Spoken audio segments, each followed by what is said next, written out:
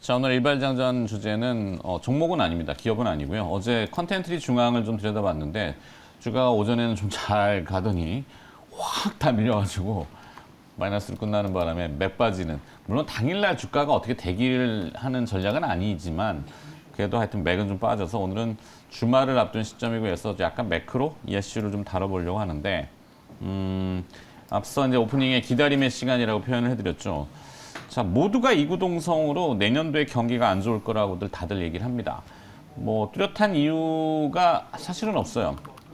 그냥 막연하게 금리가 오르니까 그냥 다들 그렇게 얘기를 하니까 경기가 안 좋을 거라고들 인지를 하고 있고, 그러면 소비나 모든 심리적인 것들이 위축이 되죠. 그러면 이게 악순환이 돼서 뭐 여러 가지 부작용들이 나오는데, 지금 모든 그 경제의 베이스는 인플레이션이죠. 인플레이션. 아니, 인플레이션을 지금 잡을 건데 잡기 위해서 금리 인상을 하고 있고, 근데 인플레이션만 잡을 것인가 아니면 수요까지 때려잡을 것인가. 때려잡는다는 표현은 강한 표현입니다만 수요까지도 지금 잡고 있는 현상이 넘어가고 있죠. 금리 인상이라는 것은 인플레이션을 제어하는데 가장 즉각적이고 효율적인 통화 정책인 건 맞습니다. 그죠? 그러나 이제 부작용은 자산 디플레이션, 주가라든지 부동산이라든지 이런 것들이 다 떨어지고 수요가 위축이 되고, 좀 더 나아가서는 이제 경기 둔화까지 이어지는 그런 부작용이 분명히 있습니다. 중앙은행들이 이걸 모르지 않아요. 너무나 잘 알아요. 특히 이제 미국 연방준비제도, 뭐 이 페드라는 곳은 너무나 그것을 잘 알고 있는데, 그래서 금리 인상 속도를 조절하고 싶지만 명분이라는 것이 필요하죠. 이래 가지고 금리 인상 속도를 조절하겠습니다라는 대의 명분이 수치적으로는 필요하기 때문에, 그래서 기다림의 시간은 인플레이션 지표가 낮아지느냐 이 여부일 겁니다. 오늘 오전 10시 30분에 중국의 이제 CPI, 소비자 물가 지수, 생산자 물가, PPI 두 개가 나옵니다. 그리고 저녁으로 넘어가면은 이례적으로 연말인데 미국의 PPI, 생산자 물가 지수도 오늘 나와요. 예상은 7.2% 이렇게 적혀 있는데, 그러니까 중국의 CPI는 이전에 2.1%, 이번에 예상은 1.6%, PPI는 이전치가 마이너스 1.3, 이번엔 1.4, 마이너스 1.4. 저녁에 미국의 PPI는 이전에 8%에서 7.2%로 낮아질 걸로 예상은 합니다. 물론 예상대로 나올지도 미지수이긴 합니다만, 예상이 낮아졌다는 것은 다음 주에 미국의 CPI도 낮아질 수는 밖에 없지 않을까. 유가가 지금 5거래 연속 떨어져서 배럴에 71달러예요. 그리고 또 식량 가격도 내려갔죠. 뭐 주택 가격도 내려갔죠. 모든 것이 내려가 있기 때문에 인플레이션은 당연히 시차를 두고도 낮아질 수밖에 없어요. 그러면 연방준비제도가 그것을 인지해서 어떻게 대응을 할 것이냐인데, 수익률 곡선을 뒤집어야 됩니다. 일드 커브 컨트롤이라는 게 이제 보통 YCC에서 일본 중앙은행인 BOJ가 많이 하는 편이죠. 연준은 공식적으로는 하지는 않지만 지금 수익률 곡선이라는 게 거꾸로 이렇게 돼 있단 말이에요. 이렇게. 제가 지금 어깨를 들어서, 아이고, 지금 화면 나오나?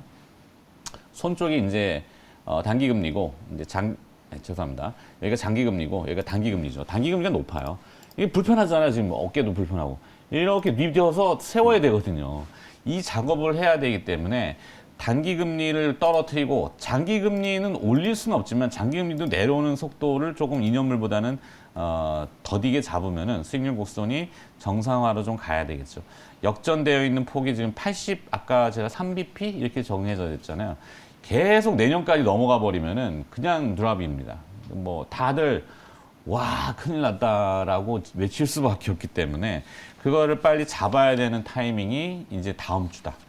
다음 주는 굉장히 중요한 시간이고, 그래서 그 시간을 저는 잘 기다리고는 있는데 바람대로 될지는 모르겠습니다만, 논리적으로는 그렇잖아요. 상식적으로 유가 떨어졌다 그랬고, 뭐 식량 가격도, 곡물 가격도 내려갔고, 뭐 원자재 가격도 많이 떨어졌고, 네.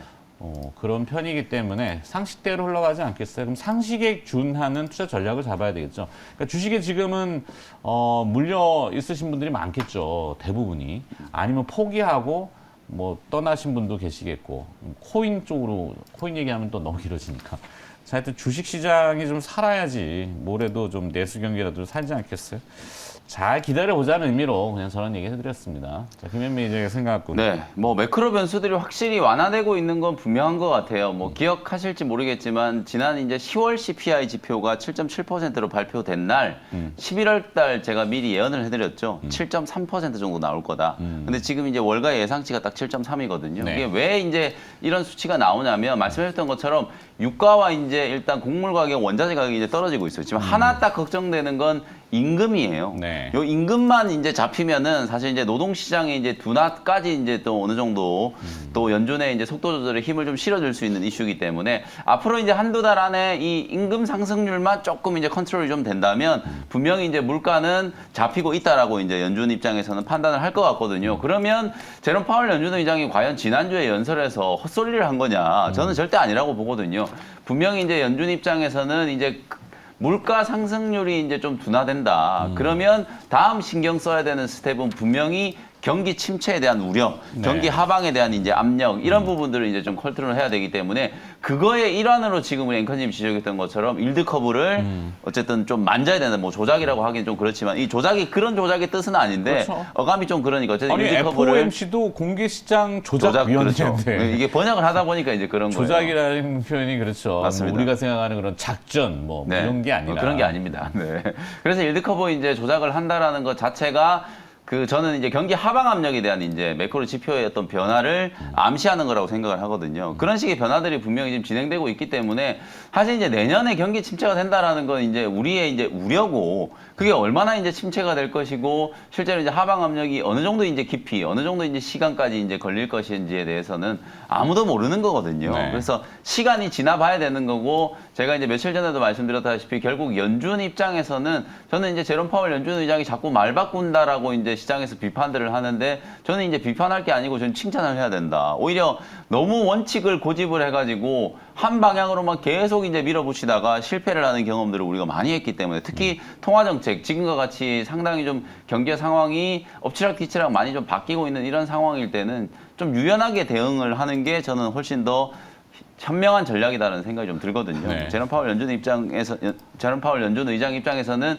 그런 식의 이제 대처를 하겠다라는 걸 이제 저는 얘기를 한 거라고 보여지기 때문에 아마 이제 12월 FMC 회의 끝나고 나면 이런 긴축에 대한 이제 긴장감이라든지 경기 둔화에 대한 긴장감이 일시적으로는 좀 완화될 수 있을 거라고 봐요. 그래서 네. 적어도 우리가 내년도 시장 전망을 지금 하기는 좀 어렵지만 연말까지는 좀 긍정적인 시장의 방향성을 좀 염두에 두는 게 좀 좋지 않을까라는 이제 말씀을 좀 다시 한번 드려보고 맞아요. 싶고 네. 네. 그래서 이제 기술적인 반등이 나온다면 그러면 뭘 사야 되느냐 이게 이제 핵심이잖아요. 그래서 저는 다시 한번 말씀드리지만 또 아바타2와 네. 메타버스 분명히 보셔야 되고 로봇도 보셔야 된다. 내년 1월 CES 또 타겟으로 해가지고 또 JP모건 헬스케어 컨퍼런스 타겟으로 해서 또 몇몇 제약 바이오 업종도 좀 챙겨봐야 된다. 뭐 이 정도의 의견을 좀 말씀을 좀 드리도록 하겠습니다. 네, 그래서 기업이 종목이 안 나와버렸는데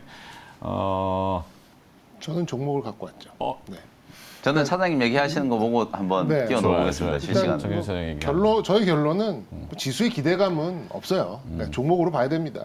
틈새 단기 종목으로 갈 수 있는 아까 이제 김영민 매니저가 몇 개 찍어주셨듯이 이제 그런 좀 일정상의 모멘텀이 있는 그런 쪽으로 이렇게 조금씩 대응하는 방법밖에 없고 지금 뭐 반도체도 그렇고 자동차 그렇고 뭐 2차 전지도 어제 또 LG 에너지 솔루션 뭐 4분기 컨셉 미달 뭐 이런 루머 딱 돌면서 뭐 한 5%씩 빠져버리잖아요. 네. 그러니까 지수 관련돼서는 사실 이렇게 크게 기대할 부분이 없고 저는 중국의 리오프닝 그리고 의료 미용기기 이 두 개에 조금 어떻게 보면 좀 꽂혀 있는 이제 그런 상황입니다. 이제 채권으로 좀 말씀을 드리면 이제 장기물 발행이 이제 급속도로 지금 소화가 되는 그런 상황이에요. 그러니까 예전에는 뭐 돈이 금리가 계속 올라갈 것 같은 그런 분위기니까 기업들이 2년물, 3년물을 뭐 6%대, 막 5%대 막 이렇게 찍어냈는데 이제는 이 채권 안정기금 좀 들어오고 약간의 이제 피크를 찍은 느낌이 들으니까 2년 이상 되는 그런 채권물이 거의 다 사라졌어요. 거의 다 사라지고 길어봐야 이제 뭐 한 2년물 뭐 이런 것들이 좀 생겨나고 있고 반면에 이제 금리 역전 말씀을 하셨는데 뭐 이거는 뭐 공시된 그런 수익률이니까 뭐 공개를 해도 될 것 같은데 어제 주셨던 콘텐트리 중앙 같은 경우에는 지금 3개월에 13% 이렇게 좀 조달을 하고 있거든요. 그러면 이거를 바꿔서 생각해 보면 3개월에 이 기업이 자기 자본을 13% 이상의 수익률을 내지 못하면 이거는 이제 그 돈 빌린 값도 못 하게 되는 그런 상황이잖아요. 돈 빌려서 이자 내는 만큼도 자기가 마진을 못 가져간다 그러면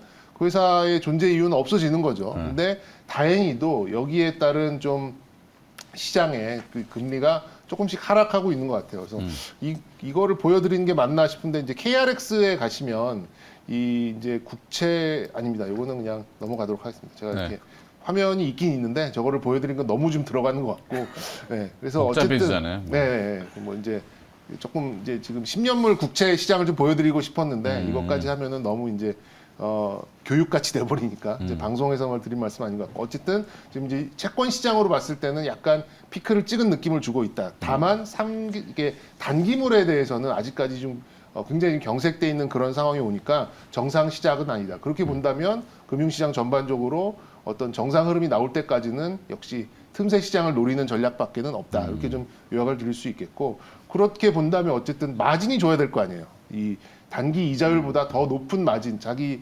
ROE가 더 높은 그런 기업들을 만들어낼 수 있는 그런 마진 좋은 기업들을 꼽아야 될 것 같고 성장성이 이제 있는 거고 또 할인율도 지금 튕겨져 나오는 부분이니까 기존에 있던 가치주보다는 그래도 성장주 쪽에 좀 포커스가 좀 될 수 있는 이제 그런 기업을 찾다 보니까 저는 의료 미용기기가 좀 잘 맞는 컨셉이라고 좀 생각이 들어서 뭐 지난주부터 이번 주 내내 이제 의료 미용기기를 싹 한 바퀴 돌았잖아요. 뭐 슈링크부터 해서 뭐 리쥬란 또 뭐 올리지오까지 이제 쭉 한 바퀴 좀 돌았었는데 루트로닉도 하잖아요. 루트로닉까지 한 바퀴. 루트로닉은 시세가 계속 살아 있던데. 예. 그래서 다시 이제 도돌이표 같이 클래시스를 좀 붙여드리고 싶습니다. 네. 돌고 돌아서 클래시스. 뭐 네. 그러면 저는 패드로 갔다가 클래시스로. 네. 그래서면 저는 이제 뭐 제약바이오 업종 말씀드렸으니까 넓게 보면 이제 제약바이오 업종이라고 생각하고 의료기기 저는 제이시스 메디칼 제이시스 붙여드려요. 메디칼. 역시 마찬가지로 의료기기 관련된 종목 요 기업이 이제 최근에 이슈가 됐던 게 거의 한 40거래일, 50거래일 연속으로 외국인들이 계속 좀 매수를 했다는 것 때문에 도대체 누구냐. 얼마 전에 이제 공시가 나왔는데 5% 뭐 이상. 알짜배기는 대충 다 적어놓은 것 같은데. 네, 다 있군요. 네. 어쨌든 저는 제이시스 메디칼을 좀 같이 넣어드리고 싶은데. CJ, CGV도 오늘 아침 많이들 얘기하는 네. 것 같고, 뭐 아바타 2라 그러면 뭐 하여튼 컨텐츠 중앙, 컨텐츠 중앙을 계속 저는 보도록 하죠, 보면. 네. 자, 정리할까요? 그러면은 일발장전은 하여튼 뭐 거대 담론 얘기했지만 비다림의 시간 그래서 페드의 결정, 합리적인 결정들과 그런 컨센서스 시장의 그 눈높이가 이동해 가지 않을까 조심스럽게 보고 있고. 자, 그래서 뭐 종목들이 이제 섹터별로 다 나왔지만 지금 제일 뭐 저기 한 말랑말랑한 아바타 2 그래서 컨텐츠 중앙 뭐 재벌집 막내 아들 요것도 해서 네. 그다음에 정현 사장은 클래시스 의용 미료기기 네. 의미용기기 의료 미용기기. 의료 미료용기기 네. 클래시스 그다음에 이제 제이시스 김민민도 메디칼. 비슷한 맥락으로 제이시스 메디칼 그러니까 네. 경기 순환 쪽으로 조금 어떻게 보니까 다 소비재네요. 네. 그렇게 갑시다. 네.